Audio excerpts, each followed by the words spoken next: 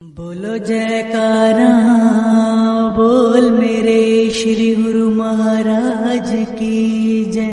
सौभाग्यशाली गुरुमुखो, सदगुरु की कृपा पाकर कहीं अहंकार में न आ जाओ। सदा विनय में रहो और यही प्रार्थना करते रहो कि सदगुरु की कृपा सदा के लिए अंत तक बनी रहे। ईश्वर उसकी सहायता करता है जो अपनी सहायता स्वयं करते हैं। यदि हम लगन एवं परिश्रम से भक्ति मार्ग पर सदा अग्रसर रहेंगे तो ईश्वर की प्रतीक्षा एवं परोक्ष गुप्त रूप में सहायता हमें अवश्य मिलती रहेगी। साधक का जीवन एवं उच्चतम आदर्श होना चाहिए जिसका अन्य भी अनुसरण कर सके। यदि कभी आपको सांसारियों की संगति में रहना पड़ जाए तो अपने आदर्शों को छोड़कर उनका अनुसरण न करो, अपितु आपका जीवन ऐसा हो कि वे लोग आपसे प्रभावित होकर आपका अनुसरण करें। शहर की सैर करते हुए जैसे अपना घर याद रखा जाता है, वैसे ही सब कार्यों को करते हुए अपना कार्य कभी मत भूलो। अतः सागर की बूंद बूंद में नमक है परंतु दृष्टिगोचर नहीं होता। इसी प्रकार अखिल जगत के भीतर प्रभु की शक्ति व्यापक है, हम चाहे नहीं देख सके। यदि तुम मनमति त्याग दो तो प्रभु तुम्हें हर पल में हितकर परामर्श देंगे। ईश्वरीय कृपाओं को प्रत्येक के सम्मुख प्रकट नहीं करना चाहिए। तुम यह विश्वास रखो कि मालिक मेरे रक्षक हैं तो कोई बाल विवाह का नहीं कर सकेगा, परंतु श्री आज्ञा में चलेंगे तभी ऐसी संभावना है।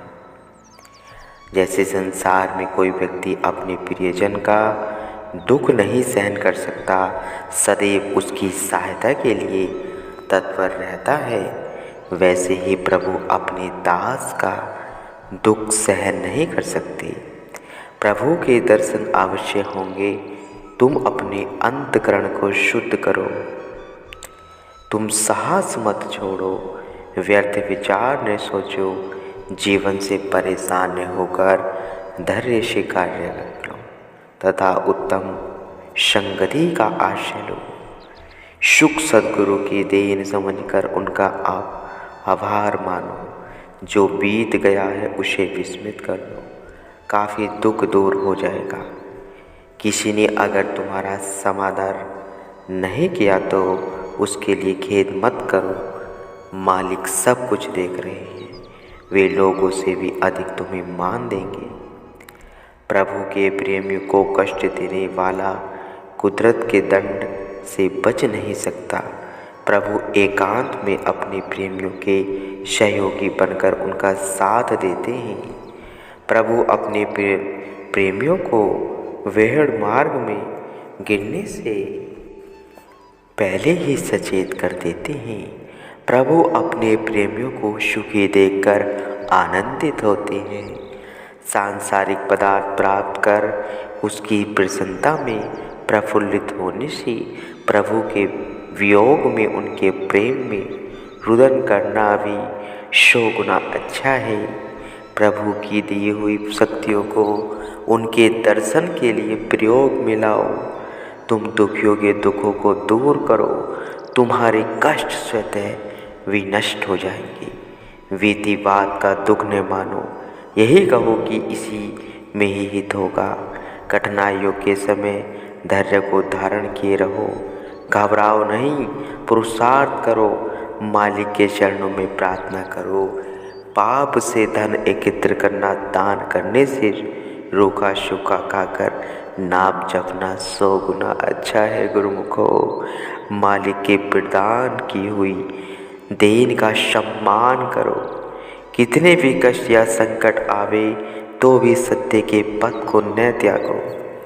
संतों महापुरुषों के जीवन चरित्र और उनकी वाणियाँ पढ़ो और समझकर उन्हें क्रियात्मक रूप में लाओ।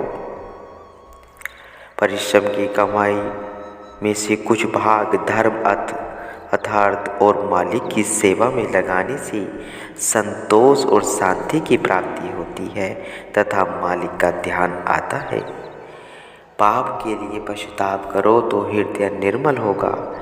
झगड़ा करने वालों का मन सदा अशांत रहता है और वह सदैव उलझन में फंसा रहता है। किसी को मनमति से हटाकर गुरुमति में परिवर्तित करना ही भोले भटके को मार्ग दर्शाना है। कोई बुरा भला कहे तो उत्तर न दो। अगर मन न माने तो जिह्वा को रोको। कभी उदास हो जाओ तो प्रभु की महिमा का वह प्रार्थना के भजन गाओ। होलिका ने प्रहलाद भक्त को नष्ट करने के लिए सोचा था, परंतु वह स्वयं जलकर भस्म हो गई। जो भगवान के भक्त को कष्ट देने के लिए सोचता है वह स्वयं ही दुखी होता है।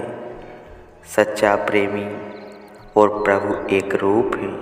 अगर प्रेमी प्रसन्न हो गया तो समझो प्रभु भी प्रसन्न हो गए। प्रेम की ओट में पाप न करो और रूहानियत की ओट में शारीरिक इच्छाओं की पूर्ति न करो। सत्य हरा भरा हो, असत्य दरिद्र है। सद्गुरु की कृपा प्राप्त करो तो साधारण से महान बन सकते हो। हे जीव, तू अज्ञानता के कारण दुखी है। सुख तो सद्गुरु से ज्ञान प्राप्त होने पर ही होगा। बोने से पहले बीज अन्न का दाना है, उपजने के बाद भी अन्न ही रहता है। घास फूस उसे मध्य में मिलती है और मध्य में ही विलग हो जाते हैं। इसी प्रकार तुम अविनाशी की अंश हो और अंत में अविनाशी में ही सम्मिलित हो जाओगे। यह कुटुंब संबंधी तो तुम्हें उस अन्न के घास फूस की भांति मार्ग में मिले हैं और मार्ग में ही बिछुड़ जाएंगे। अतः तुम इनके साथ रहते हुए भी न्यारे होकर रहो। अंत दृष्टि करके तुम स्वयं से पूछो कि तुम कौन हो। हे प्रभु, शब्द सृष्टि की रचना तुम्हारी है। तुम सब में रमे हुए भी निराकार निरपेक्ष हो। सुख वह शांति के लिए कहीं भटकने की आवश्यकता नहीं। अंतर्मुखी वृत्ति करके शब्द की कमाई करोगे तो स्वयं अपार आनंद वह शांति का भंडार मिल जाएगा। सद्गुरु का ध्यान ऐसा करो कि केवल तू ही तू रह जाए और मैं उनमें विलीन हो जाए। हे दाता, मुझे अपना प्रेम दो जिससे तुम्हारे सिवा और कुछ भी प्रिय न लगे। अगर भक्ति के महान सुख की अभिलाषा रखते हो तो क्षणभंगुर सुख का परित्याग कर दो। जीवा से भी मौन रहो और मन को भी शांत रखो ताकि भजन अभ्यास का आनंद ले सको। दुखदाता का दूत है जो तुम्हें मालिक की याद दिलाने आया है। हमारे ज्ञान चक्षु खुले हो तो हमें प्रतिक्षण उनके द्वारा प्रदान की हुई उनकी कृपाएं दृष्टिगोचर हो। भक्तिहीन व्यक्ति अल्प दुख को भी महान दुख समझकर दुखी होता है। भक्तिवान महान दुखों को भी मालिक की रचा समझकर प्रसन्न होता है। ईश्वरीय आवाज़ को जब सुनोगे, जब अपने मन के कांटों को विश्वास की डिग्री पर स्थिर करोगे, तुम भी सद्गुरु का ध्यान कर कार्य करते चलो। यह दृढ़ निश्चय करो कि उसका परिणाम गलत कदाचित नहीं होगा।